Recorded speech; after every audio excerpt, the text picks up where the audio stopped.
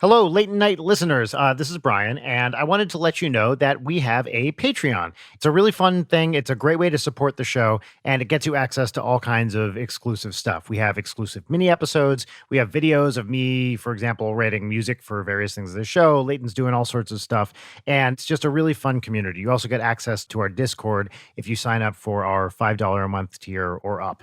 So if you like the show and you like what you hear, please check us out over on Patreon. It's really a great way to support us. Thanks so much, and enjoy Late Night with Brian Wecht. It's my Don Pardo impression.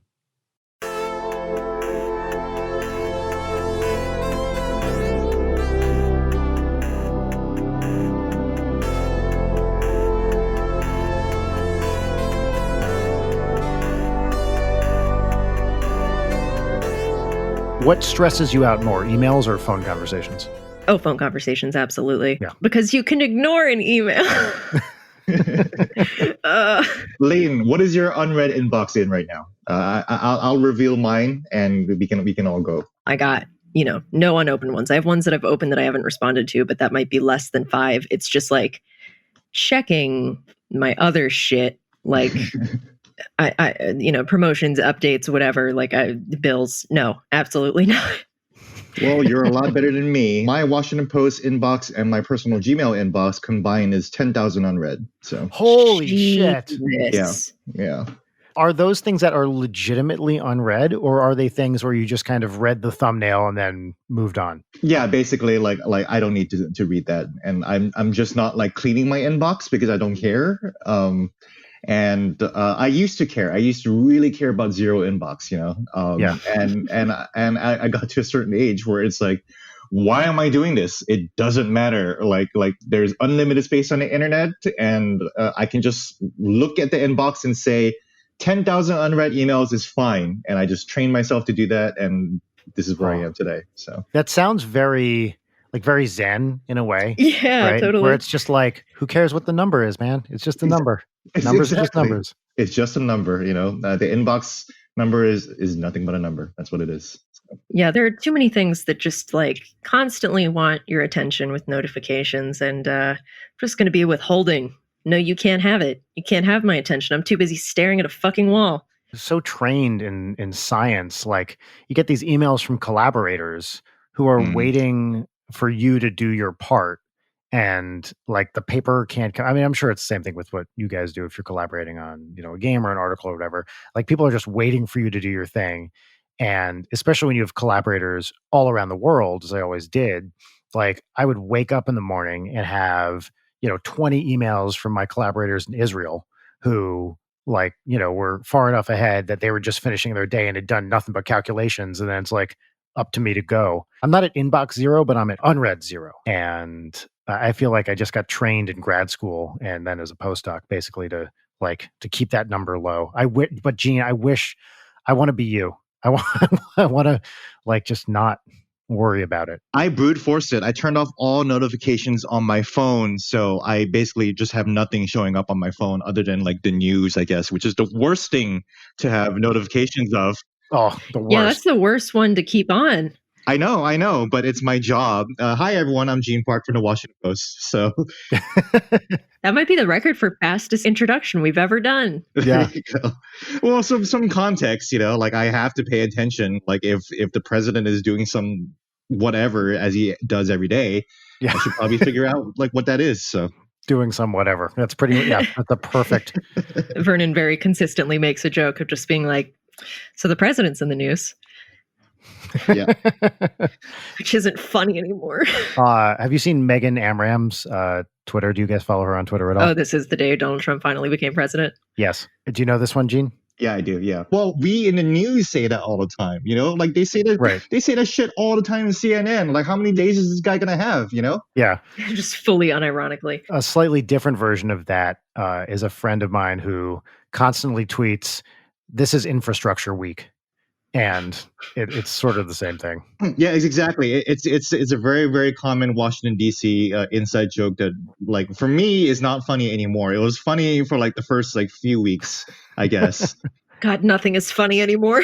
It's just nightmarish. Nothing is funny anymore. There's no satire. There's no like whatever. It's just like no, it really is that stupid. That's it. So Yeah. The DC insider thing is fascinating to me. I mean, I have a few friends who live in DC or who have lived in DC, and it's totally a real thing, right? Like it's a Yeah. whole insider community. Yeah, totally. It really is. You just see the White House chief of staff not wearing masks and having a coffee outside, just like whatever. Crazy. I have my own like Rush Limbaugh story. I was like behind him at a bar one time, so. Did he say anything? Or whatever you feel comfortable saying, of course. But like, actually, he was at our party, and I was trying to usher celebrities and well-known like politicos to like go to our little Twitter booth to pretend to be running for president. So I went up to Rush and I was like, "Hey, Mr. Speaker, you don't know me, but I'm Gene Park from the Washington Post. You want to come take a picture at our photo booth and pretend like you're running for president?" And he was actually kind of funny about it. He said, "I actually tried that a couple years ago. It didn't work out well for me." So how many of these people who are consummate assholes in terms of their personalities, like if you met them, would be perfectly kind and civil and even a bit charming? Is it most? It is, and that's the problem that you get in terms of like access journalism and the insider party, because like behind the scenes, like I've met former White House spokesman Sean Spicer, Spicy, right? Yeah. I've even called him Spicy, and he's a total jerk on the press desk, right? Yeah, he's a monster. Yeah, with that stuff. Yeah, but if you just meet him out, he's perfectly nice and amiable. But that's what it is. You're just putting on a face. So. I think that's just like something that I wish more people would realize is just everyone is just a person, and the like the mundanity of evil or whatever of just like banality of evil. Yes, that's right. Yeah. Yeah. Banality of evil. Yeah. Thank you. It's just like everyone's just kind of like a dumb idiot person, and some people just have more power than others and they abuse it in like awful shit ways. I mean, I would like these guys are politicians. They got elected or whatever for a reason. Like they're kind of charming. And, their policies might be disastrous and horrible and evil or whatever, but clearly there's some element of appeal there that is how they got into whatever position they're in the first place. Have either of you read John Ronson's The Psychopath Test? No, but that sounds fascinating. Yeah. Do you know John Ronson, Gene? No. So to answer your question, Leighton, sort of, because I moderated a panel about psychopaths with him on it. Whoa, what? Really? Yeah, so I'm on the board of this like pop science critical thinking conference that happens every year called Nexus. This is probably like 6 or whatever years ago. I moderated a panel on psychopathy and sociopathy, and he was one of our guests. And so Gene, he's this guy, he's a journalist, he's British. He does sort of stunt things. So the one you might know better is he wrote this book called So You've Been Publicly Shamed. Oh. Which honestly, I love that book. Yeah. I remember that. I read it right after Dream Daddy came out, and it was a time in which I really needed to read it. Oh, wait, that book is being read by a lot of like recently canceled people lately. Yeah, I've seen that on bookshelves everywhere. Yeah. Everywhere here in DC, yes. Yeah, I bet. It's a fascinating book. He uses that Justine Sacco as his like flagship example. Oh, yeah. Yeah. The Monica Lewinsky stuff is really interesting. The thing where he like pays for that woman to like use the service where they scrub Google of everything, and just seeing how deep it goes and how it literally costs like hundreds of thousands of dollars. Yep. And he also tries to figure out like how some people just like bounce back and are fine after devastating cancellations, and other people like go away forever and can't come back. And there's not really an answer that he finds, but it's an interest. He just does a bunch of case studies. It's definitely like not moralizing in any way, which I appreciate. And he has like his shit's so readable. So like I'm interested to hear more about this psychopath panel, which also everybody listening, I know, sociopath, psychopath, it's not the proper term. It's not a diagnosis. It's question mark problematic to use. How do I know? Because Vernon said it once in an interview, and then I got yelled at about it for 2 years. Wow. Is that true? I didn't know those were problematic terms. Oh God, Brian. It's a diagnosis. So it's like why I try to stop saying, like the tweets are driving me insane. I'm just trying to like move away from that language, Yeah, me too. Yeah, it's smart. I mean, it's antisocial personality disorder is the official thing. It's just those words have completely entered the lexicon. But okay, so originally you were asking if I read the book, and the answer was sort of. So what was the original, where were you going with that? Oh, just sort of like how that book kind of explores that sort of like surface level charm and how like the incidence of people with antisocial personality disorder, or at least like quote unquote sociopathic traits, is so high in politicians and business because it is just genuinely beneficial, which I'm sure is surprising to no one. Yeah. But it's very similar to So You've Been Publicly Shamed. So there's a lot of like, him doing those weird little case studies or interviewing, interesting people. Just super recommend. They're very good. I love him. He's great on Twitter. He's a really fun writer. The other one he did was The Men Who Stare at Goats.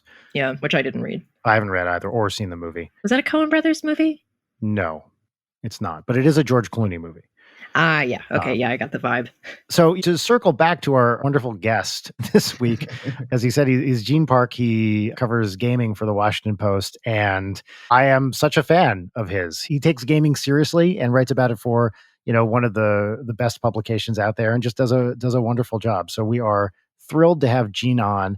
Actually, we're going to be upfront about this for a second time in as many days.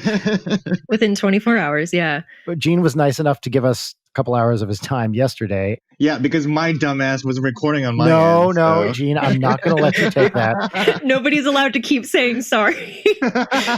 We keep apologizing to each other. We stayed an hour after we got off, like just apologizing to each other. I had this as soon as we got off, my stomach dropped through the floor. I was like, oh my God, poor Gene, what did we do? And then me, I was like, went to the bathroom slapping myself. You stupid. You just met Leighton and Brian Wecht. I did the same thing. I was like, no, it's Gene Park. I did absolutely the same thing. I just went fully horizontal. I was like, this existence. But Gene, you are our biggest get ever. Pretty much everyone else that we've had on has been like a very casual friend, someone we see like all the time.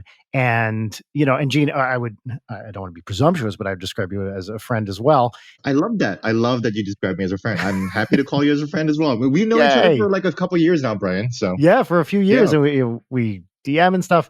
But, it's Gene Park. It's the gaming guy from the Washington Post. And I was like, oh, this is so cool. What a great guest. I was even a little nervous about reaching out to you to do it. And then when we went through that whole thing and the audio, we didn't have it. I was just like, oh God, what do we do to Gene? Oh, and I did the same thing. Yeah. Well, I had to get permission from higher ups because I can't just willy-nilly appear in any kind of podcast, which is too bad because there's a lot of podcasts that I would just like to show up at. But, I'm happy to be here late night with Brian Wecht to continue the fan circle. I was a huge fan of Dream Daddy. I had Aaron and Danny on the Washington Post YouTube channel, and I tried to get them to talk more about Dream Daddy and about how wonderful and accessible that game was. So Leighton, to even meet you is so awesome. So that's so great. Oh, that's such an honor. Thank you. Oh, speaking of which, you mentioned podcasts. What podcasts are you into? Oh yeah, I want to know this. Oh, I actually don't listen to podcasts. Oh, gotcha. Good for you. I know, right? It's amazing. I try to minimize the amount of content I put into my brain. So I try not to read articles as much, and I don't read podcasts. I've not been watching much YouTube. Sorry to the Game Grumps, but I've kind of fallen off on YouTube as well.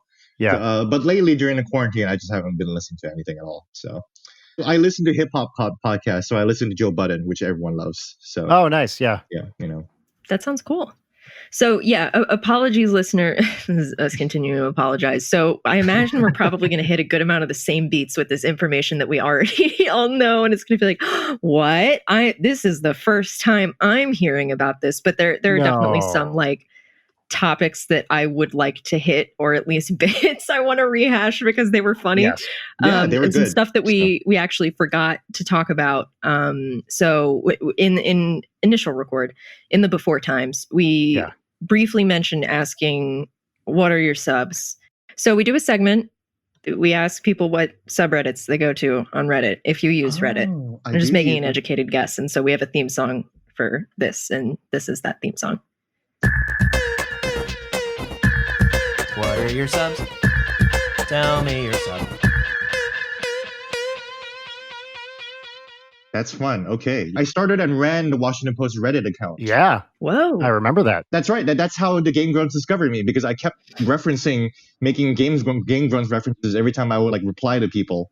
And then like eventually people were like, what the fuck is he saying? Like, and I'm just, and then like I just started tweeting it out. So, and then like I think you noticed. So. Yeah. And well, I remember when I was running socials for Game Grumps, I saw you talking about him on Twitter and the Reddit, and then I started following you. We followed each other, and then I remember going to Aaron one day and be like, "Dude, you know the Washington Post is fucking talking about Grumps on Reddit right now," and he was like, "What?" What an absurd combination of words. I know, right? And it was all because of Gene. So YouTubers, and I'll speak for the most YouTubers here, like when anything institutional recognizes your existence, you're just like, holy fuck, whoa. Because I remember for years, NSP and Grumps and a bunch of other stuff, a bunch of the YouTubers too, couldn't get Wikipedia articles to stay up because the moment someone would write something, it would get flagged for notability and then taken down. That's awful. Yeah, right? Which is totally stupid. There's channels with like millions of subscribers who, because there weren't like, these institutional sources, could technically, according to the rules of Wikipedia at that time, say, okay, well, there's nothing in print about this or whatever. So, okay, that doesn't meet the guidelines. And I remember an NSP article was on the bubble of getting taken down forever. Same thing with Starbomb, same thing with Grumps. Gene wrote this very lovely article, this feature of NSP in the Washington Post. And for us, like, I can't even explain how huge that was. Dude, it's one of my most read articles ever. Is that true? That's amazing. It really is. Like a shit ton of people like read that and loved it. So yeah. Wow. That's so great. Like, and it was just this really lovely piece. Gene came to our show in Silver Spring, and it was just great to meet you, first of all. I know. I met Danny's mom and dad, which was awesome. I know. His parents are the fucking best. They're the best. I was sitting next to them the whole time, and I was like, who the fuck are these cool ass old people? And then like Danny came out, and I was like, no shit, they're your parents. Of course. Like I was just like talking to them and like having a blast. Just like talking back and forth with them. It's amazing. Those guys rule. I was like really fucking smashed at a party at Brent's, as you do, because that lovely bartender that he always hires is the best, and hooks me up. But and then Dan was like, this is my mom. And I was like, this is your mom? This is your mom? She looks like your sister. She's so nice. And I was just like super drunk and super like, oh, this is so weird. His parents have traveled. They came to New Zealand to see us perform. They came to several shows in Europe to see us play. His grandma, who's in her 90s, has been to a bunch of NSP shows. Yeah. Like his family is so supportive. Well, they've come to the Grumps shows as well. I just haven't been there for those. But they've been to so many NSP shows. They're the best. I love his parents. I haven't really talked about this too much. But so my parents have been dead for closing in my dad for like 16 years and my mom 14 or so. And his parents kind of adopted me as like, a son. Because my parents didn't live to see Ninja Sex Party or any of this like music stuff. And so I've been able to, like, I send his mom videos of Audrey all the time because she, like, Audrey has one living grandmother, Rachel's mom, one living grandparent, I should say. And like Dan's mom is my mom. To an extent, and she's just the loveliest, most wonderful person. And every text I get from her is like this beacon of light. They are such wonderful, wonderful people that I really do think of them as family at this point. God, my mom is very much the same way with like Vernon. My mom is just like his biggest hype man, and anytime he does anything, I send it to her, and she's just like, "Look at him! Oh, I'm so proud of him." Yeah. So, did you talk to them while you were there, Gene? I did. I was just talking to them the whole time. It was just like I went to the concert with them, and I had no idea because like everybody else there was super young, so the closest in age to me was Danny's parents. I'm 38. So, like I was like, oh yeah, totally. And we were just talking and I just didn't realize that they were them until like way later. It was just so much fun. I even took a picture with them. Awesome. So I think that show was right before like our first, maybe that was the second year we were really touring, but that was a big show for us in Silver Spring. And so Twerp's parents also come to a bunch of shows. And it's pretty easy to spot the parents because they're the only people over 60 in the crowd. I get that now. Yes, I understand that now. Yeah, it's the people who are like under 10 and over 60 that you can immediately be like, okay, wait, why is there a baby in the front row or whatever, And we've definitely had people bring babies or very young children to shows. And I always have sort of mixed feelings about it. I don't know. It doesn't affect us. I love babies, so it's always fun. But twerps.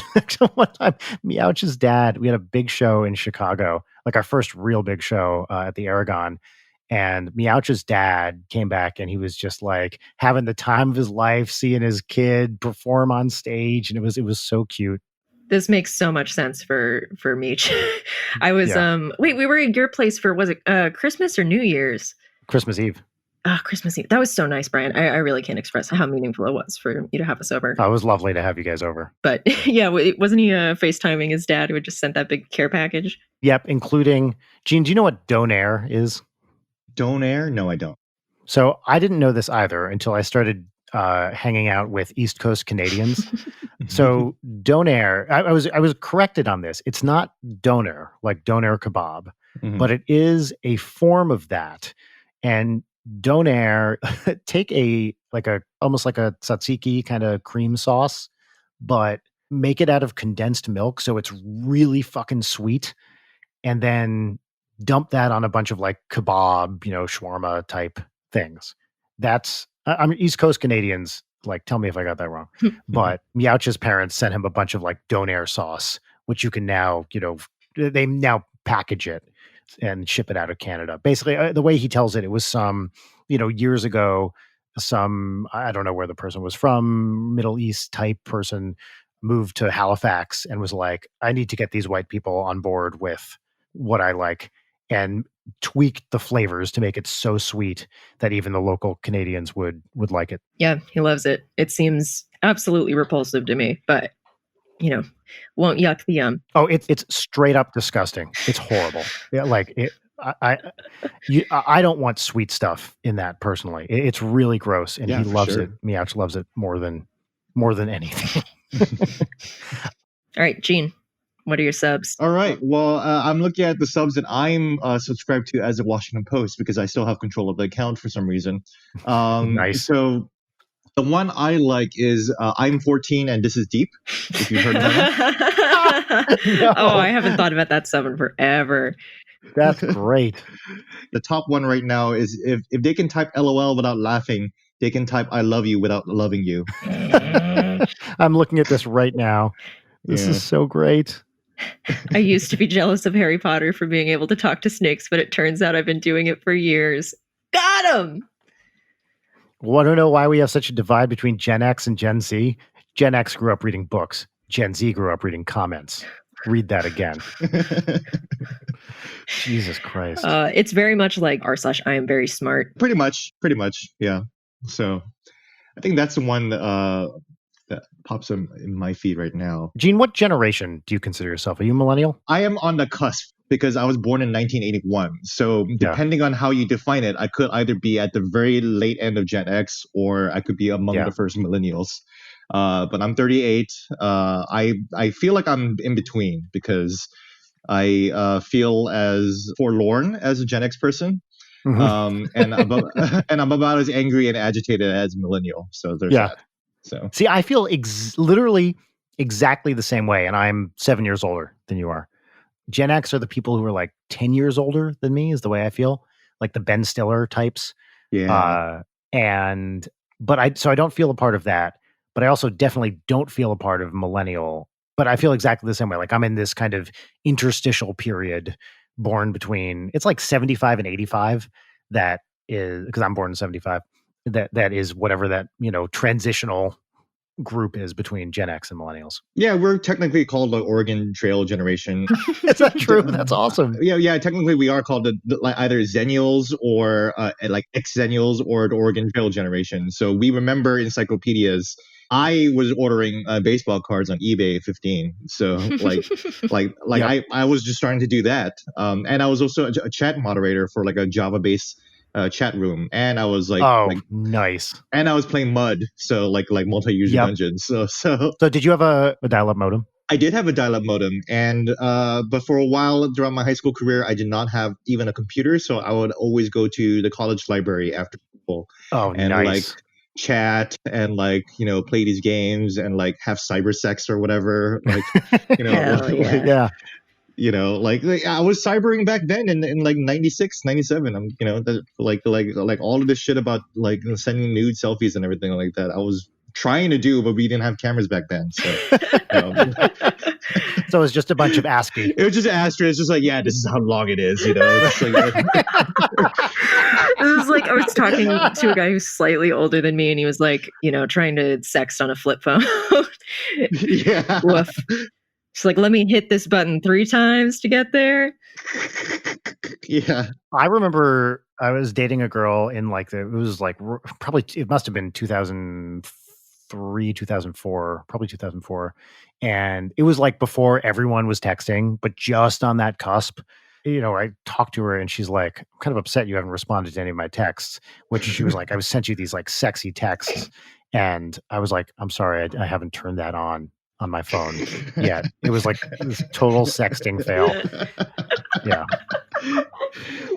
So she had to read me the text that she sent is the point. And it was the absolute least sexy thing ever. Because when you read those things, you're like... The idea of having to read your sexy texts out loud because the person didn't receive them is fucking... It's horrifying. That's terrible. It's really awful. I used to have email sex too, because we would just send each other like these really steamy emails, like describing like whatever we're doing. But like that was like the best we had back then. It's ancient times, No, kids these days, they got their Snapchats and their Snapchat. Their Zencast. Yeah. Yeah, and their Zencasting, just cybering on Zoom. I must imagine that must be happening. I don't know. Well, I did see a murmur of like Zoom orgies. What? Wait, hold on. Describe a murmur of Zoom orgies. What? Okay. Layton, did you get invited to a Zoom orgy? Listen, nobody's inviting me to any orgy, IRL or online. It's not happening. Yeah. Hold on, I got to Google Zoom orgy. Zoom banned orgies. Zoom banned orgies? Here's how sex parties and orgy seekers are getting around it. Don't call it an orgy. Like, it's not that hard. Like, this is our unsexy science meeting. This adult friend finder launches its own version of Zoom for orgies. Adult friend finder. Virtual sex parties offer escape from isolation during COVID-19. Sex club hosts digital orgy on Zoom with 100 horny masked members. Oh. Also, they totally used members on purpose in that. What a nightmare. That's interesting. Well, DC has these sex mask parties. Right, famously, yeah. Oh, some eyes wide shut shit. It literally is like almost exactly like that, dude. Like I've been to one of them, so it was extremely. Was it weird? Like, how was it? It was super weird. Like I went by myself, and you have to dress up like it's like a black tie event. So like I brought my tux and I brought my mask there.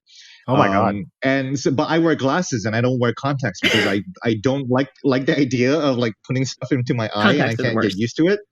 Yeah, they're terrible. So I wear glasses. So here was I, this dork in an orgy, wearing a fucking mask over my glasses, and then so I'm not saying what the party is, so I'm not like identifying anybody. But I went to the coordinator of this so-called orgy. This motherfucker looks like Geraldo, like with like a twirly mustache and everything, like really gaunt and skinny. And he was walking around carrying a knife and like spanking people's butts and like licking the knife too. So he looked friendly. So I went up to him and I said, "Hey, this is a great party. Thanks so much for the invite. I'm wearing glasses. It's really uncomfortable. Can I take my mask off?" And he was like, "Oh, sure. It's only for entry. So if whatever you feel comfortable with, you can do whatever you want." Oh, okay. So I just took my mask off. Surprising to me, but yeah. Yeah, and I was fine, and I ordered a drink and just kept watching, I guess. So yeah. What was your mask of choice? It was like a little. I ordered on Amazon because I'm not like I don't have masks on hand to like for the orgies, so I had to like order one like quick style before I went there. It was just like covers like half my face because I thought that would be like comfortable for my glasses, and it like clearly wasn't. So I just looked like an idiot with my glasses popping out at the bottom like half or whatever. Layton, what mask would you wear to a fancy orgy? To a fancy orgy. I mean, Yes. Yeah. A black tie. black tie. Oh God. I'm trying to like not go for an obvious horror thing because there are just so many options there, and I literally own a ghost face mask. I was gonna say that would have been my guess. Yeah, I know. Just use that. And that's fine. Yeah, fuck it. Go for that. I'll just wear my Halloween costume, which was pretty much just sexy ghost face anyway. Like, Yeah. I'll go towards the friendly man with the knife. Well, you would just show up as Ninja Brian, wouldn't you? You know what? Yes. I actually have resisted doing that as a Halloween costume for fucking 11 years now because, this is such a stupid thing to say. That's my work. So I don't want to bring the work out Separation of church and state. on Halloween. Okay, both of you, what's your favorite Halloween costume you've ever done? This is an easy one. For about 3 years, from 7th, 8th, and 9th grade, I went as Rasputin because I was obsessed with like early 20th century, like Romanov period Russian history, the Nicholas and Alexandra type stuff.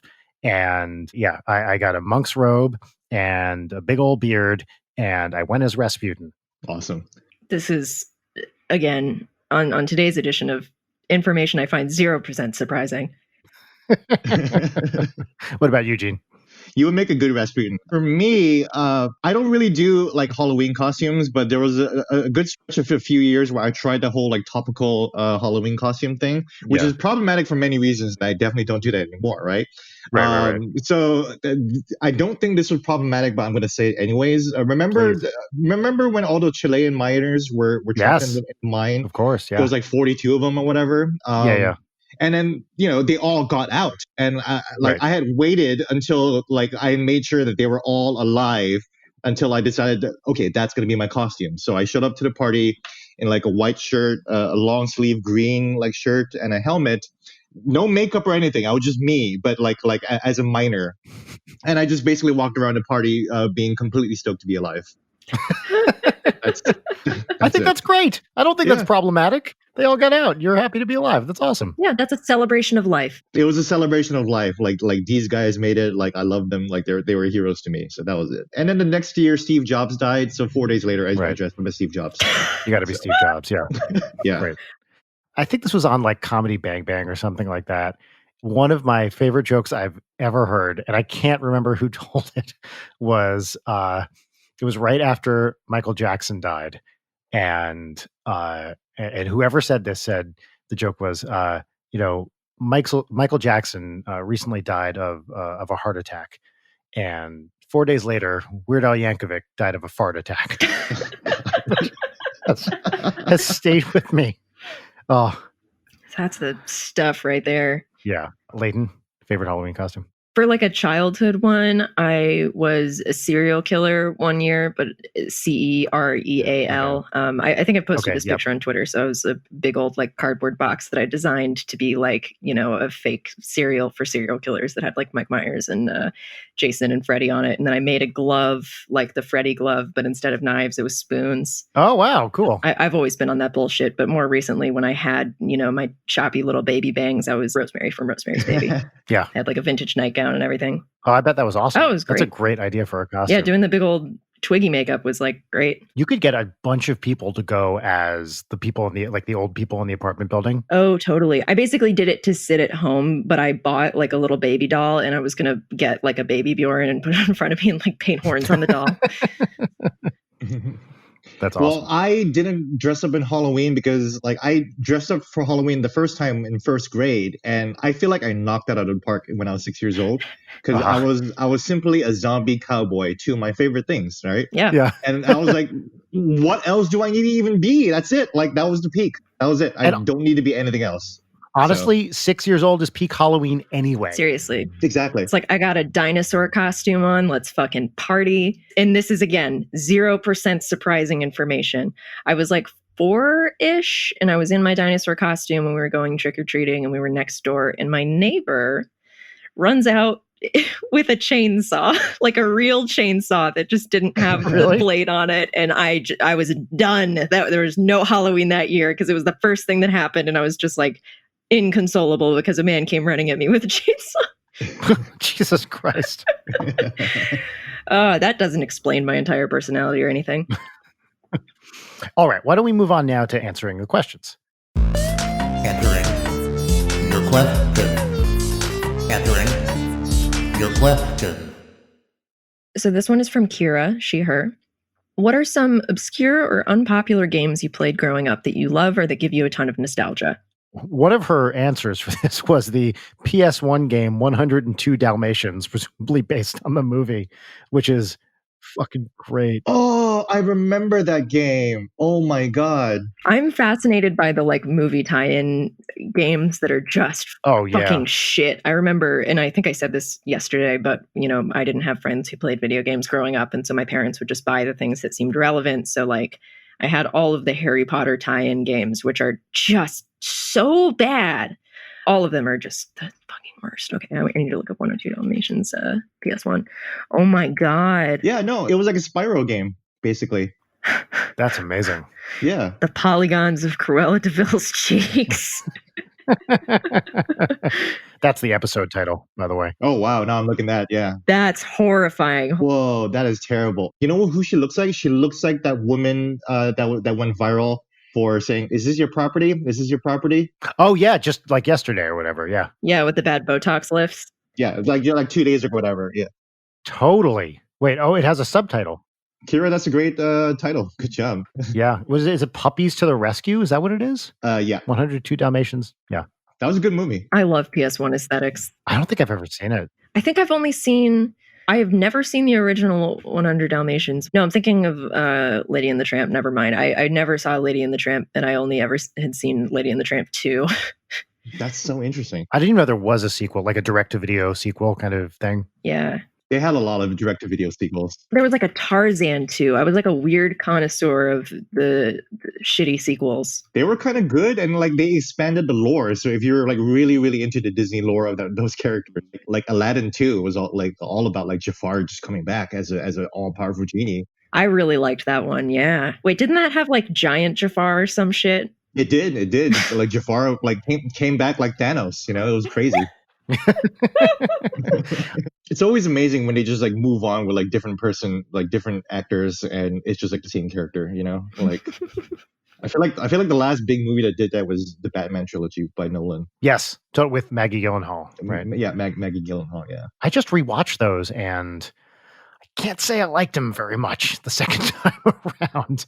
There's definitely a lot of holes in them. Yeah, dude, that's exactly the thing. There's so many. I mean, Dark Knight is great in so many ways, the middle one, but the plot holes are just insane. None of it hangs together. Yeah. When I was in high school, my PS3 username, you know the scene with is it Cillian Murphy? How do you say it? I think it's Cillian Murphy. Yeah, the Scarecrow. Yeah. Where he's just hamming it up and is it's the Batman. Where that was just my username for everything. It's _ the Batman.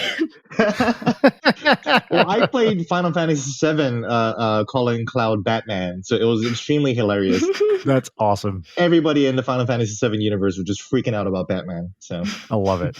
All right, obscure games. Let's answer the question. Do you guys have a title that comes to mind? I certainly have not thought about this before within the past 24 hours. Got to really rack my brain on this one.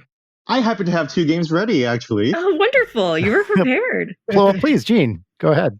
The game that I think no one really talks about and is completely underrated is for the Nintendo, and it was called River City Ransom. It was a brawler that, for me, was if you remember playing Grand Theft Auto 3 and you were holy shit, you can just do anything in this game. This was mind-blowing. This was the game for me. River City Ransom was a brawler Double Dragon or Streets of Rage, with really, really chibi, tiny little buff guys running around. And you're looking for your girlfriend.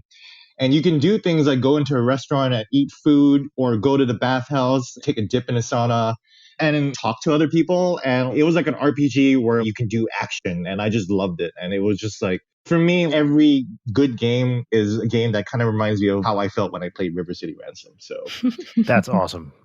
You know what? I was being all snarky and shit, saying that I had 2, but I actually forgot my second one. So that's cool. So I'm going to go with some cabinet games from my youth. There was this little restaurant in Pompton Lakes, New Jersey, town I grew up in, that it was it's a bar / restaurant, real casual kind of things. And they always had one cabinet game. And for a period of about 8 years, it was Circus Charlie, where you were a circus clown and you have to do things like jump through hoops and jump over lions and do a tightrope walk and things like that. And the amazing part about this game was it was one of those games from the start, you could pick what level you wanted to play it at. Like it had 6 different levels you could start with, and you could go super easy, medium, or hard. Oh, accessibility options. Love it. Yeah, you put in your quarter and then it was just right there. And to a very real extent, grew up playing Circus Charlie. It was that era of the 80s. And so every little restaurant in town had its own cabinet. 'Cause it was a small town. They mostly only had one. So Yeah. Tony's Pizza had Karate Champ, which Yeah. do you got it's like I remember Karate Champ. you do or don't? I played Karate Champ. Yeah, for sure. Dude, I loved Karate Champ. Like with the 2 joystick. It's like the first fighting game. Yeah. Yes, totally. Or it was buttons, right? It wasn't 2 joysticks. It was buttons like high kick, middle kick, low kick, high punch, middle punch, low punch. Yeah, I just remember being obsessed with Karate Champ and Circus Charlie. So the other cabinet game I'm going to put in here, which I feel like is more popular than Circus Charlie, is Roadblasters. Do you guys ever play Roadblasters? No, I don't remember that one. No. So it's kind of it's a driving game, except you have like a gun on the top of your car that shoots these kind of like very Nerf ball type things out of the top of it. And you gotta, just navigate the road and then shoot other cars and drive around. And it's another game, actually, that I didn't even think about this, where you could pick the difficulty level before you started. And these were 2 like huge cabinet games of my youth. And I don't think, I'm sure there's like MAME or something you can play it on now, but I haven't seen any of them since I was like 13 or something. Yeah. Oh, and now I remember my other game. It was an Xbox game for Xbox Original, Otogi. I'm a huge fan of the From Software games, Demon Souls, Dark Souls, Bloodborne. Yep. But before they made all those games, they were making a bunch of weird, obscure action titles, and one of them was Otogi. It's a beautiful mythological Japanese character action game, kind of like Devil May Cry in the same vein. It was just so cool because the visuals were beautiful. You would have like these cool samurai fights and some moonlit light.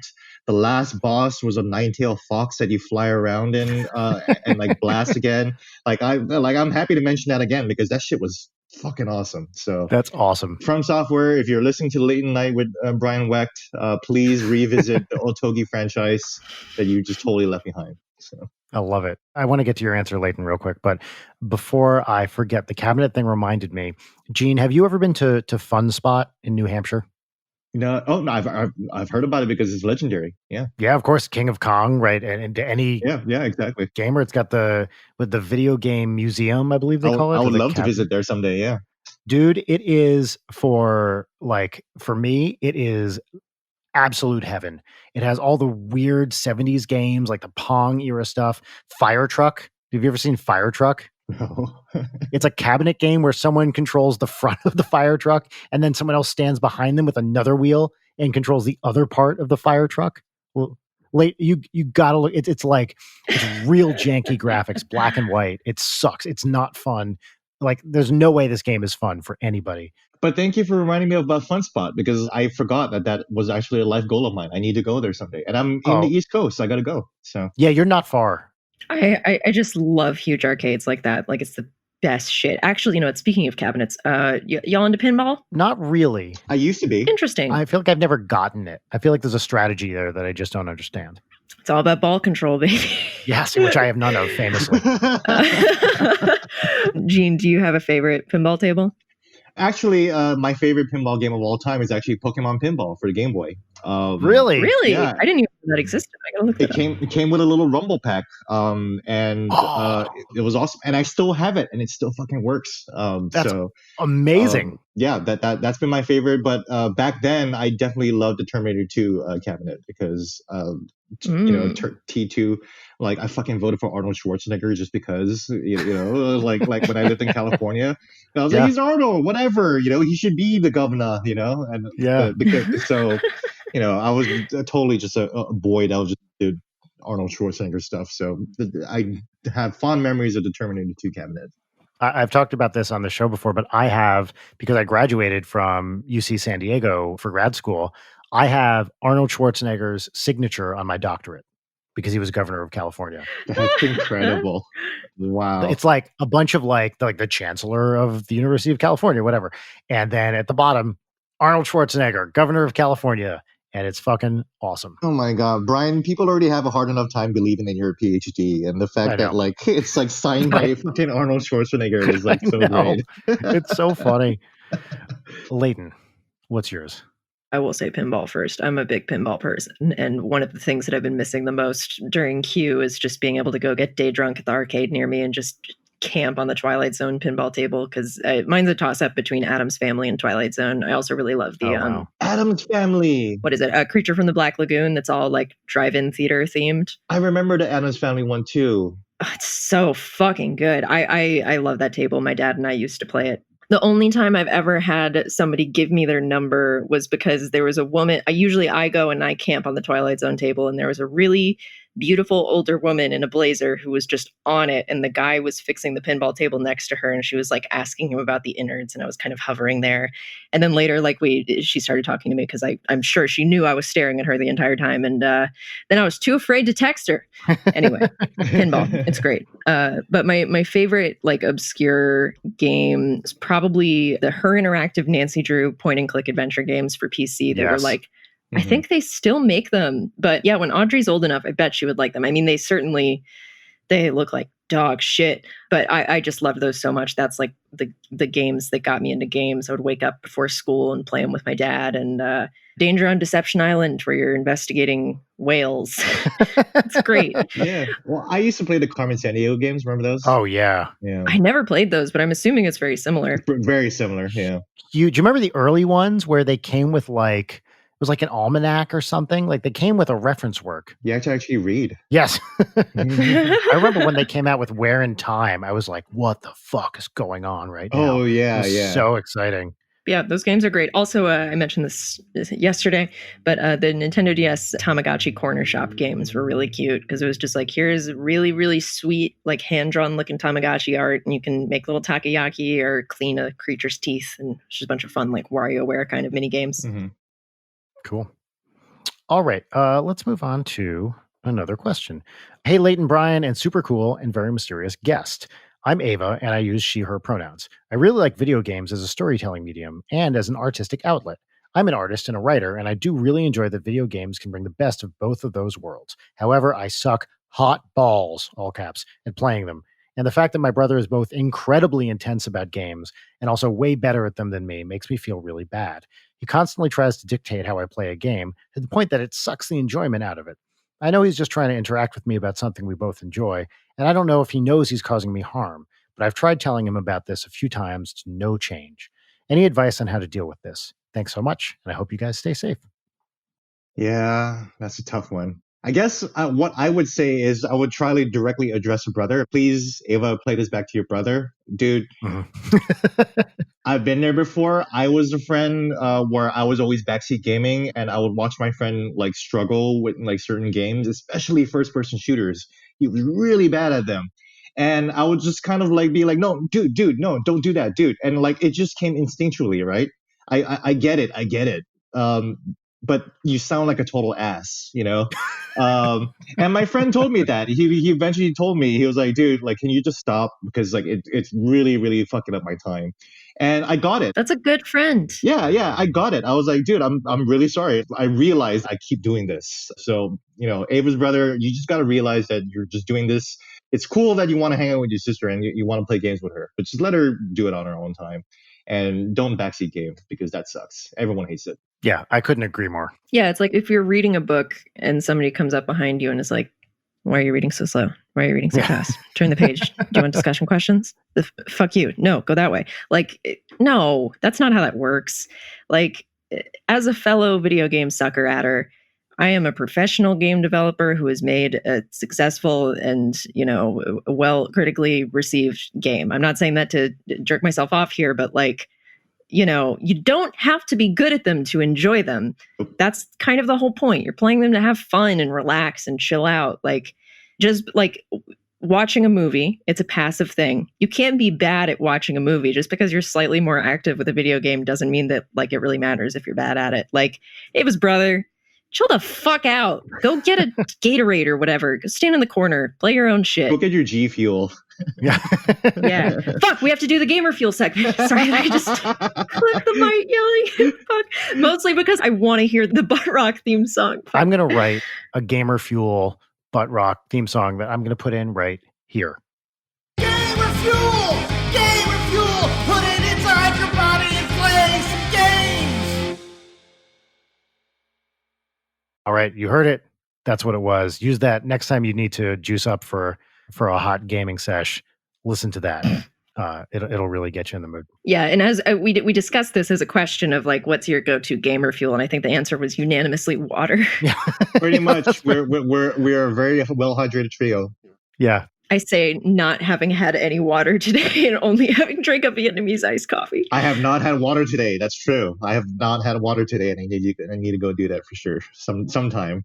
There's something that's always stuck with me that Jack Black once said about what it's like to be in Tenacious D, like what they do after the show. And he was like, okay, so, after we just rock balls out on stage, I go back, I have a warm decaffeinated tea, I watch one of my favorite shows. He's like, to really rock your nuts off on stage, you kind of have to live like a 73-year-old woman. That has really stuck with me because it's true. You got to save it for when you need it. And then the rest of the time, just chill out. That's very smart. I hear that in activists today because it's like, okay, everyone's going out and protesting, right? And maybe this is their first time, and it's like they want to just stop because it's exhausting, right? And it's like, no, don't quit.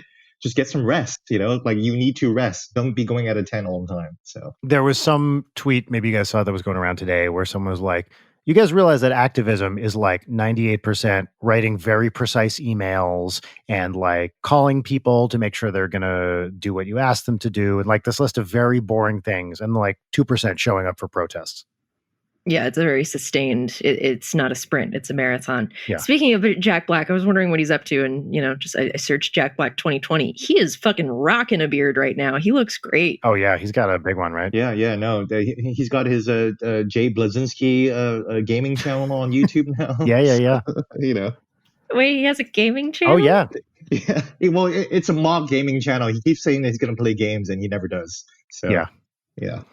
Tenacious D, that first album was so influential for me. I mean, it's whatever that was, late 90s, early 2000s. I love it so much. To me, that's the perfect, them and Flight of the Conchords are the perfect, and of course Weird Al, the perfect blend of amazing musicianship and really, really funny jokes.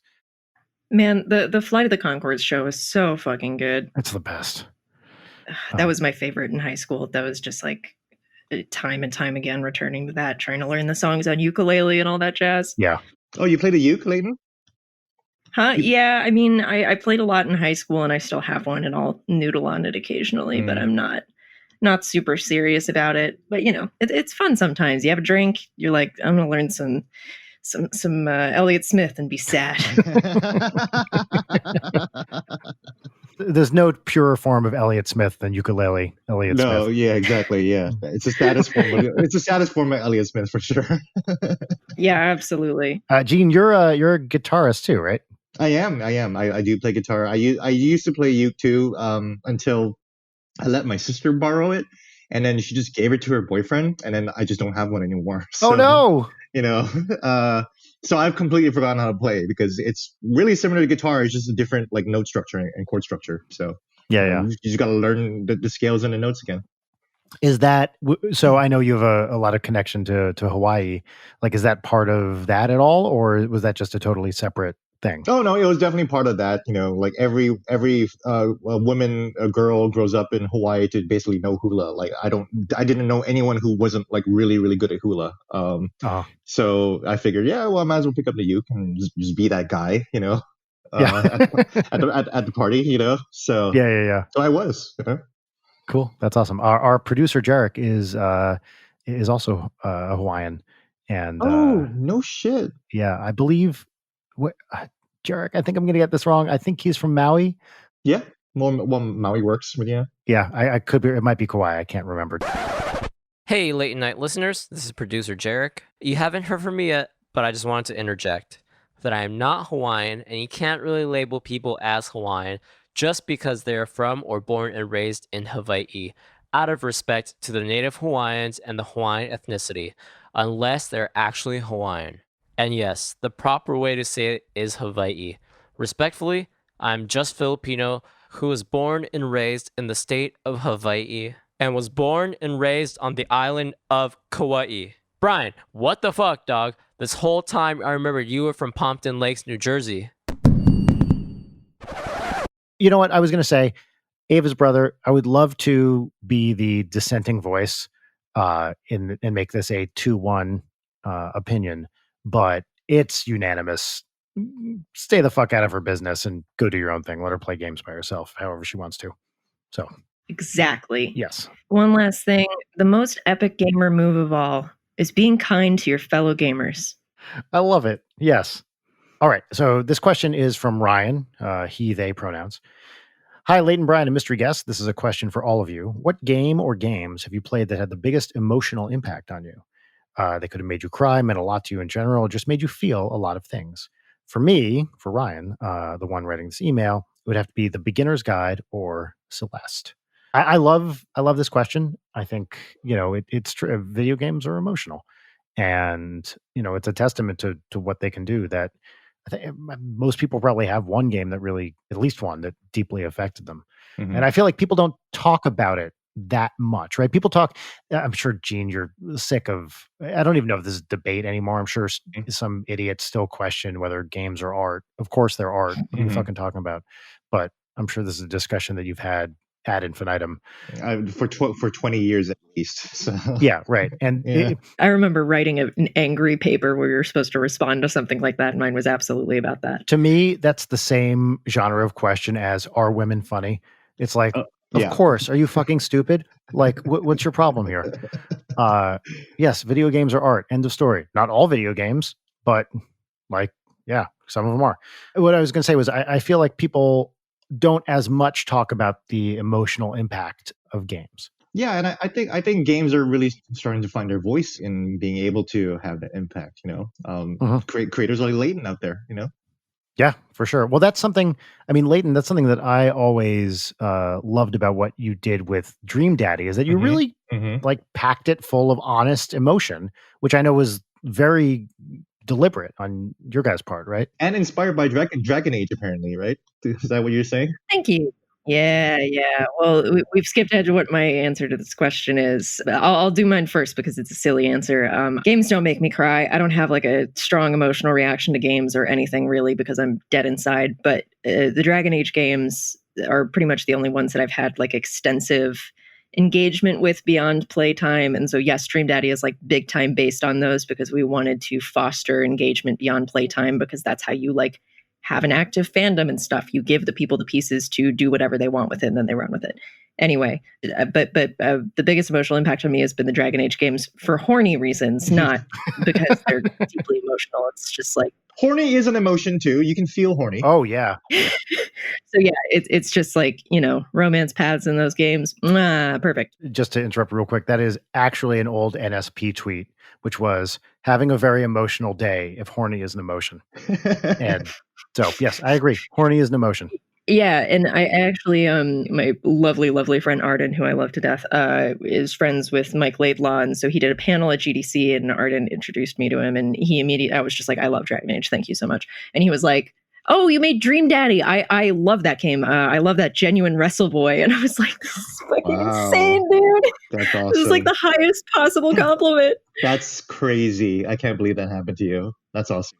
Yeah, it was one of the most delightful, like, I don't know, weird, surreal gaming moments that I've had. Anyway, all of the Dragon Age is great. I'm not a big Inquisition fan. That one just doesn't hit me at the right angle. But 2 and Origins, oof, that's the stuff. Yeah. What about you, Gene? There's only 2 games that have made me cry, but the game that affected me the most emotionally, and I didn't have this answer yesterday, so I can have it now. It's actually Metal Gear Solid 2: Sons of Liberty. Completely about the ending. Because the ending is about like what you pass on or like what your legacy will be. Forget about what the government tells you or like what like society tells you. Like what are you going to do to pass on to the next generation? If you understand the game and all of its postmodernism subtext, that's all great. But for me, that final message of, we're all going to be dead, and the only thing we're going to be leaving is dust. So Yeah. what kind of memes? Because it was really the first game to really reference what memes were. It referenced memes before memes became a thing. So it's amazing. So it asks you what memes are going to leave behind. What are you going to pass on? So that's something that's really informed like what I do, how I treat other people, and how I do my work. It's such a callback to the original, like Dawkins' definition of meme. Yeah. Anyway, it's exactly the callback to the original Selfish Gene, Richard Dawkins. Who's crazy, but Oh well, don't even get me started on. He invented that term, so Yeah, if any of you are interested in learning about that, I have some talks on YouTube that are about that exact topic in the Selfish Gene and the origins of memes and how we use StreamDaddy to engineer memes. They're good. IMO. That's right. Yeah, you're an expert. I remember I heard that talk. I remember you referencing memes and all that. So yeah, awesome. Hey, thank you. So cool. And I guess the other two games were Journey, the indie game by That Game Company. It's only a 2-hour game. It just totally made me cry because of just how beautiful the music was and how lovely the visuals were and like what the message was about like the again if you're just finding out now, I have very much an ongoing existential crisis. So anything that makes me question like why I'm even here will definitely hit me extremely hard. So Journey did that, and then the last game is kind of cheating because no one's played it yet, but it's The Last of Us Part 2. I cried the most out of I think any pop art. I cried 4 times throughout the game, and one time I was sobbing so hard that I had to change my shirt. So that's amazing. For me, it was an emotional point in a pretty non-emotional game. And I'm going to say it's the very end of Portal, the Still Alive. Oh shit. Yeah, that song. The credits, that song, it's an evil computer singing it, right? It's Gladys singing it, but it's the Jonathan Colton, famously Jonathan Colton wrote it. It was just an incredible songwriter. I mean, one of the tops. And there is something that is so affecting to me about the instrumentation and the delivery and just everything about that song. The way the melody transforms into the chorus is just wonderful. Yes. I mean, same with the ending of Portal 2, which is like one of my favorite games ever. I can't believe we haven't talked about Portal. And speaking of something that you're into for horny reasons, whoo! Me pre for realizing I was attracted to women being like, why this evil robot make me feel weird? She's super hot. Yeah, she really is. Totally. And what's her name? Ellen McLean. Oof. Yeah. And also with the Still Alive, there's something too about that credit sequence with like the ASCII stuff that's happening as it rolls. It's just, to me, it's like one of the all-time, and it's not even the ending of the game, it's the fucking credits, but it is perfect. And same with the National Exile Vilify song, like, whew. Oh, I don't know that one. Oh, yeah. It's part of the Portal 2 soundtrack. Also, Portal 2, fucking amazing soundtrack. So like for the secret cult ending of Dream Daddy, we were working with Jesse Cale, who was our composer on the game. And we were like, okay, we need this to be the biggest banger in the game. Like, this is very important to me. And we were like, we want Carpenter, we want like Portal 2 soundtrack. And it's my favorite track of the game. It's so good because it totally nails it. That's awesome. Yeah, I have a confession, which is I started Portal 2 and I got to one level. I couldn't, just solo story mode. And I got to one level that I couldn't figure out and I walked away, and that was years ago. I haven't come back. So I've been meaning to like finish it, but I just haven't gotten around to it. Was that one of the ones like when you're basically down an old aperture? I can't even, it's been so long, I can't even remember. It was a lot harder than Portal 1, that's for sure. I remember. Oh my God. I remember being stuck for sure a couple times too. So yeah. And generally speaking, I do have a general rule, which is I will not look up walkthroughs.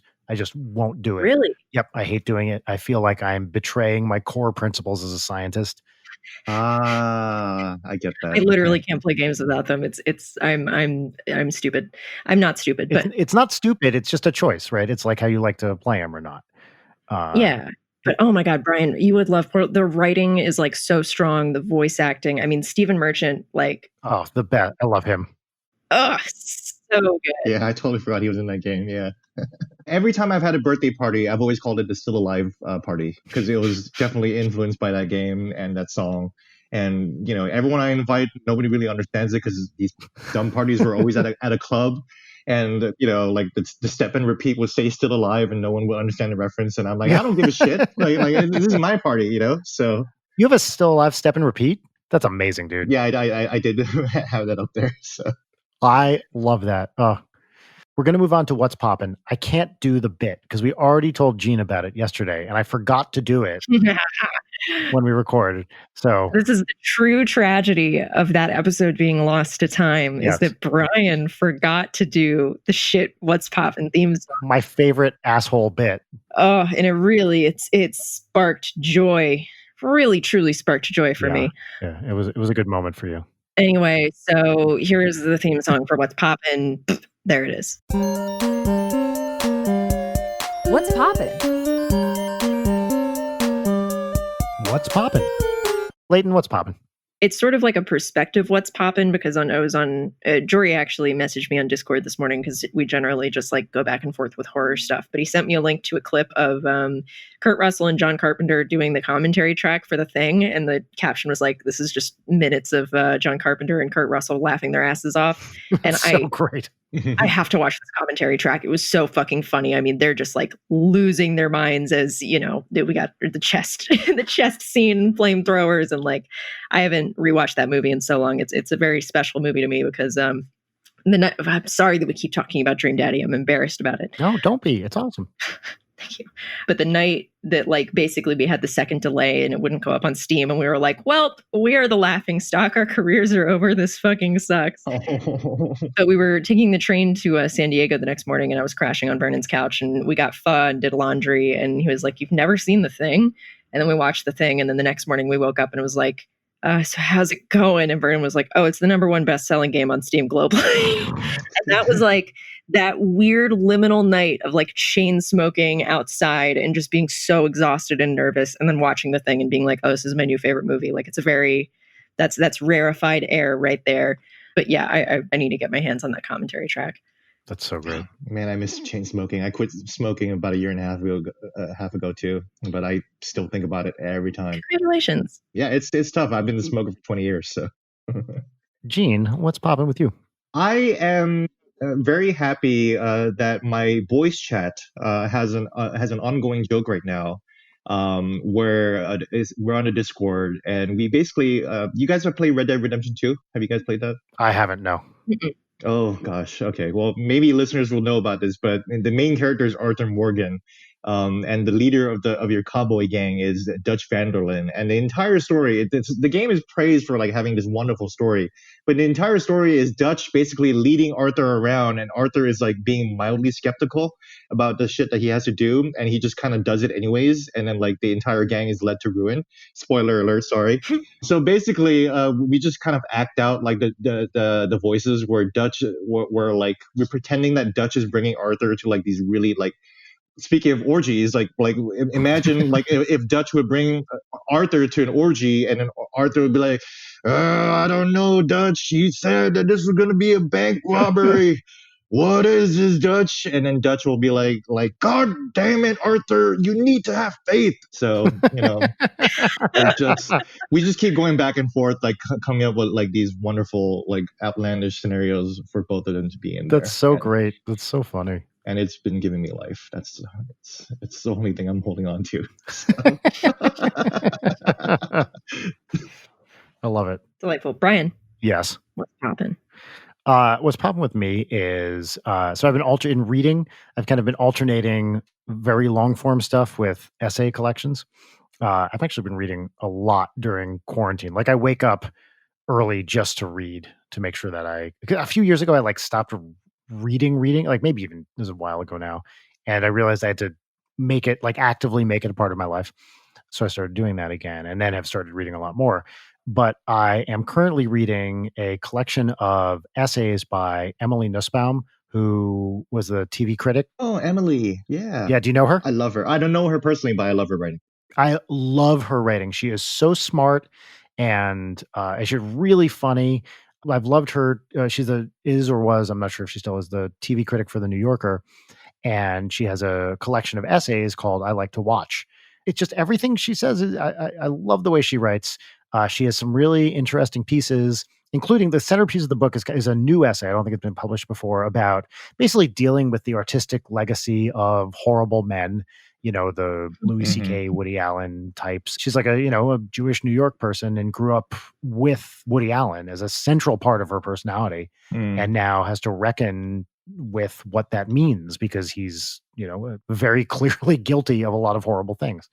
I thought that essay was very honest and really well written, and has that interesting question of separating the art from the artist, which has been rehashed a million times. And very central to that essay also is Nanette, the Hannah Gadsby special, because that's a big part of what she deals with. And she talks a lot about the, I hate Picasso, he's a monster kind of stuff. Yeah, she's so great because I'm a gaming reporter. I would love to be the kind of writer that she is for like all different types of pop art, and you don't really see writing like that for video games. So I would like to get there someday. Totally. The most interesting one to me, not that I shouldn't even say the most interesting, they're all great, but she has at least one essay, maybe even two, about how basically comparing Sex and the City and The Sopranos, and how The Sopranos, this very masculine, like prestige, the first like prestige drama, really put HBO on the map. But Sex and the City, which preceded it, really should be up there with that same like level of prestige, but is not, because it's dismissed as frivolous and girly and all these things. And she has a very, very vocal defense of why, you should not think about that as a guilty pleasure. And to call it a guilty pleasure is essentially to dismiss it from the outset. Yeah, to dismiss it from serious conversation. Yeah. Yeah. She's also 100% right. She argues that the ending of Sex and the City, kind of where Carrie goes off with Big, I'm sure that's a sentence that all of our listeners anticipated me to say at some point, betrayed kind of the core principles of the series. But she's like, up until then, it was, really, really wonderful and important TV, like capital I important TV, that gets dismissed because it's too feminine. And I think she's completely right.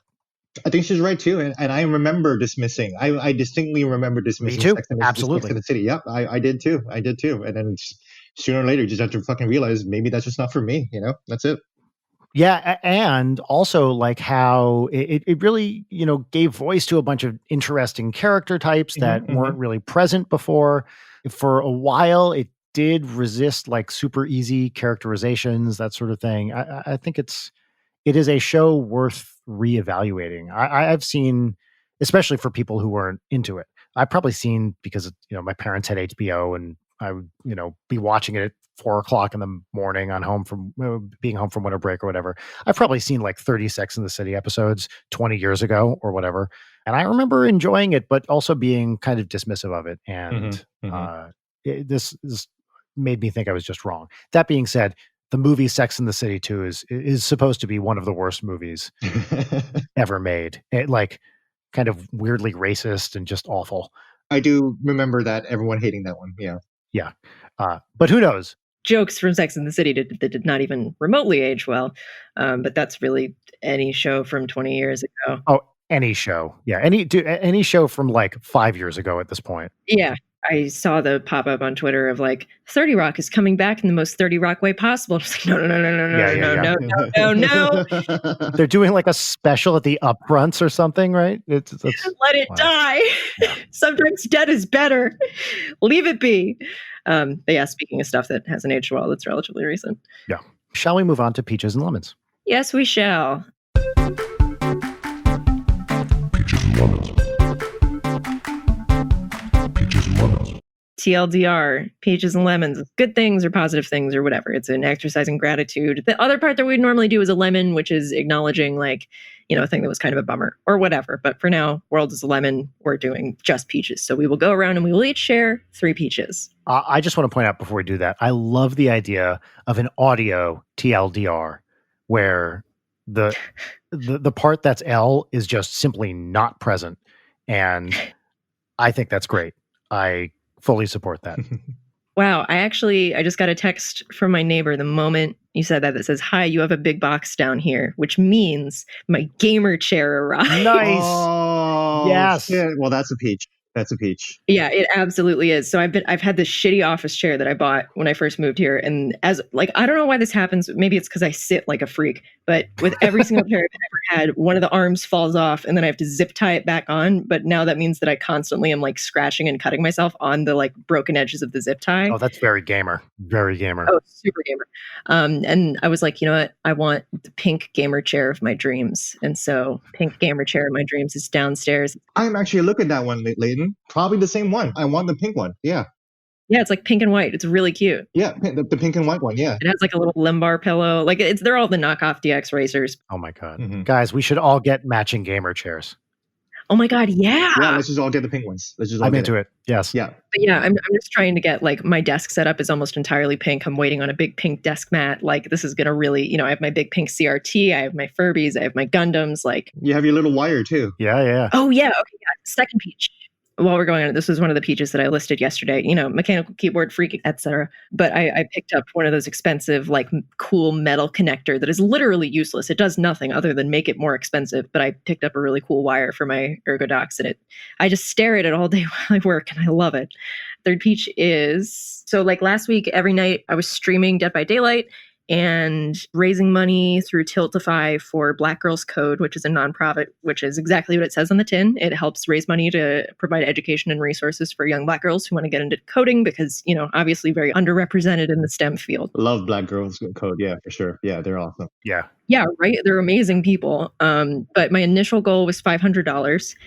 And by the end of the week, we blew past that in like 20 minutes, but by the end of the week, we had raised $3,000. And so I'm just like really amazing. Pleased about that and like super proud of everybody in my stream chat who I've just got like a nice little community there. And I'm really pleased that people actually give a shit and want to watch, That's so great. watch me swear and talk about thinking Ghostface from Dead by Daylight is sexy, whatever. This is a whole other thing.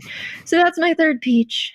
Congratulations. Well, anyone who has a healthy online community, you can blame or thank the person who's in charge of it. So, as a former community manager myself, so. Yeah. Oh, hell yeah, Gene, what are your peaches? On Friday, I had the biggest traffic day of my life. Like hundreds of thousands of people read my take on PlayStation 5 and my piece on The Last of Us Part 2. Which was great because I was having kind of a slow month and I was like, oh, this might be my slowest month ever. And then boom, like I immediately had the best traffic day in one day out of the whole year. And I've been having a great year. So I love it. It's kind of why I was having a hard time focusing today because I was like, I did that shit like 3 days ago. Why do I have to do shit now? Gene, are you the kind of person, and this is the way I am, like you have this like, some amazing personal thing happens and an hour later you're like, all right, I don't know what I'm going to do now.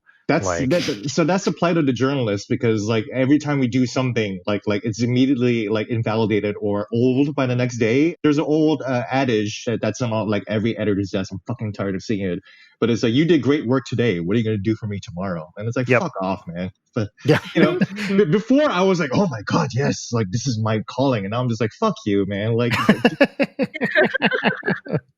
but I had a great Friday, so I'm happy about that, and I'm That's really great. glad that I can do that. Yeah, congratulations. Thank you. My second peach, I finally nailed a copy of Ring Fit Adventure for the Nintendo Switch. I saw you tweet about that today. I saw it. That's amazing. A shout out to the Twitter account Wario64 for letting me know about the deal, or it wasn't even a deal; it was just available, and so I just bought it for $80.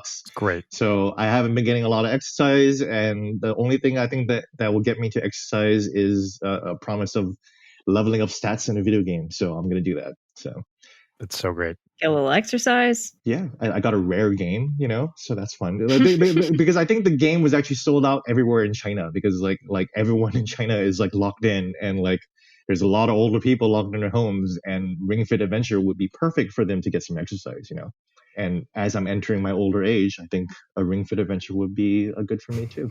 I love it. Yeah. Yeah. Gosh, I don't know what my third peach is. Oh yeah, I'm really happy to have found a really good gaming community with the blogging site Black Nerd Problems. Every Friday we're doing a Twitch stream, Afro Samurai Showdown, where it's just a bunch of us just playing games together. I used to be a huge part of the fighting game community. I used to be really into like Street Fighter and Samurai Showdown. Not anymore, but it was really fun to learn again and just play, and it was just a complete blast. We're not doing it this Friday because they're going to do a Last of Us 2 stream, but if you want to check out twitch.tv/Black Nerd Problems, I'm going to be there Saturday, and I promise you, it's so fucking hilarious. Like you will die laughing. So That's awesome. Hell yeah. Cool. Brian? First of all, this is a big one. The Supreme Court decision yesterday extending workplace protections to gay and trans people is a really fucking big deal. And it's so rare, I feel like, to get good news out of the Supreme Court these days that one, I was just kind of smiling all day about it. It really felt like unexpected good news, which in a big way, which seems to not really happen anymore. So yeah, Yeah. that was a big one. My friend Parker Marlowe, he tweeted, I don't know how to process good news anymore. And I was like, yeah, that's true. I don't know what to do with this information. I'm sorry. Yeah, totally. Like all the good news are like these, kind of little personal, like they all like these peach things that we're talking about. Yeah. And it seems so rare to have like nationwide good news. Exactly. It's like, where is the thing for me to get mad about? I need to get angry about something. I'm like, no. Yep. Oh, okay. Well, all right. Okay, second peach. There's a little bit of backstory here. Okay, so two of Audrey's favorite things are the Mario universe and space. And she loves the big three Mario princesses, Daisy, Peach, Rosalina. And really the only Mario game she's played Mario Kart 8 and Odyssey. We play together, although she's playing on her own right now, which is really fun and cute. You're not backseat gaming with Audrey? No, I'm not. I try. Jump harder. Oh my God. It's like do the triple jump. Yeah, it's like in Stardew Valley. That's the most frustrating one because it's like there's no right way to play the game. I get there's no right way to play the game, but I'm just like, Audrey, pick up the truffle. Pick up the go get the truffle. You put it. Okay, you're not okay. You got to touch the pig to get a heart. Like okay. So that one is very frustrating. I said this yesterday. I'll say it again.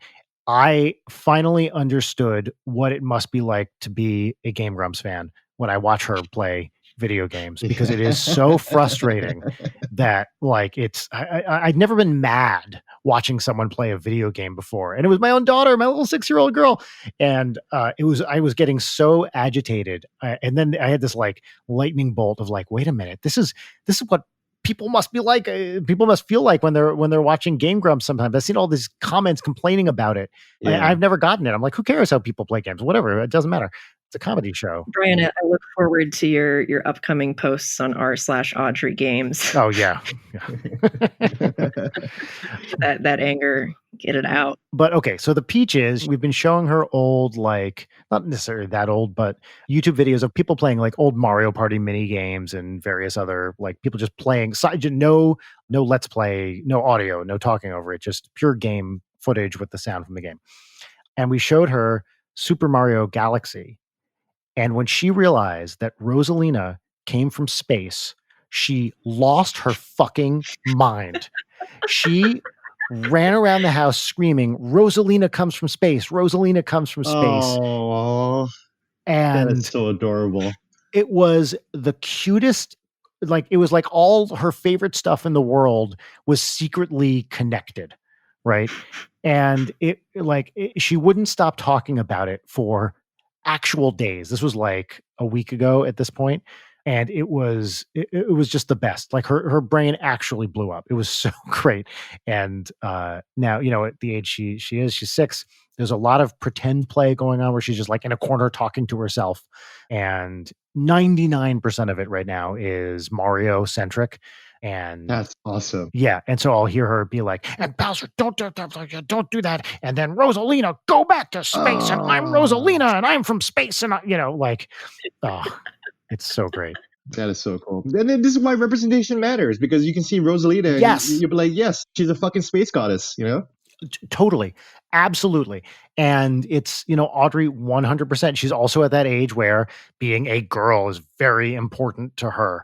And, she really doesn't care about the male characters in a way she cares about the female characters. And the fact that Rosalina had this whole backstory, which was awesome to her, was huge. And it's been really fun to watch that. And Gene, I hadn't thought about it, but you are 100% right. That is representation working. It is. At its right finest. there. Yeah, it's right there. Yeah, totally. Let's see, what's my final peach? We have our 5th original NSP album coming out in the fall, hopefully. Asterisk, COVID style, asterisk, etc. In these uncertain times, Jared, Yes. please put an echo in that. Yeah. I need to say that again. In these uncertain times. Yeah, so who knows what's going to happen with that. So the audio is completely done, like all mastered and everything. And we just saw the first album cover design, which is by the Laser Horse. He's done a bunch of our other albums, including Cool Patrol, Under the Covers 3, all that sort of stuff. And it's so fun. So the album is called The Prophecy, which is, I think we've mentioned that online. And I don't really want to give anything away, but as you can imagine with that title, there's kind of a medieval sort of vibe to it. Laser Horse is so fucking good. He's so good, and he gets it. And it's all like 70s style fantasy vibe. Oh, it's really awesome. Cool. So I'm very excited. The music on the album I love. I think it is. We're lucky enough to say every album we make we think it's the best thing we've done, which is, if it ever stops being the case that I feel that way, I don't want to be making those albums anymore. But I love the songs on this one, and I'm just very excited about it. So those are my 3 peaches. Oh, sorry. Actually, I have a 4th peach. I know, unprecedented, but I'm going to say it. My 4th peach is that I got to talk to Gene Park for like 4 hours this week. We've really gotten to know each other these past 2 days. We really have. Yeah. So after we finished yesterday, I had to jump off into another meeting with my friends, these guys, the Skeptic's Guide to the Universe, that do a really great pro science podcast. They've been doing it for, I think it's 15 years now. It's one of my favorite things. And I was like, I just got done recording and we didn't have the audio, and I was and I feel terrible and all this stuff. And I was so bummed for a bit. And Gene, I said it before, I'm going to say again, you could not have been kinder and nicer about the whole thing. And the real peach here is that we got to hang out for even longer. And I am just so grateful for you giving all this time to me, to Leighton, to us as the podcast. So thank you for being a part of this twice. And I'll be real here. I like this episode more than the one we recorded yesterday. We got into the orgy stuff, which just really bumps it up to the next level. So yeah, I was also thinking that shit was good. Look, I was about to say, I only opened up about the orgy because of the amount of time we spent together now. It's like, okay, well, totally. That was the moment where I was like, we've got this. Yeah, this is like, there's a flow here. Yeah. And I was like, yeah, I don't often repeat the orgy story, but here it is now. So I'm honored that you would share with us on this very special day. Yeah. Thank you so much for being here. This has just been like such a treat. I had so much fun too. Thanks so much, you guys, for having me here. Where can we find you on socials? Oh, yes, please tell everybody. Yeah. Oh, yeah. You can find me on Twitter. I'm extremely easy to stalk online. I'm just Gene Park on Twitter and Instagram. So drop in and say hi. Yeah, and Gene, as we said before, has a truly wonderful Twitter and writes great stuff for the Post about gaming. So please check his stuff out. You won't be disappointed. I am terrified to click this stop recording button for fear of what's about to happen. But I think we're going to be okay. Leighton, tell me it's going to be okay. It's going to be okay. It's going to be okay. Everyone great. Listening, you're great. Thank you for being here. We love you, gamers. Take care of yourself. Take care of others. You're all great gamers. Keep gaming. Keep loving. Keep gaming. Keep laughing. Keep learning. Most of all, be a great gamer. This is the end of the fucking podcast. Goodbye. Bye.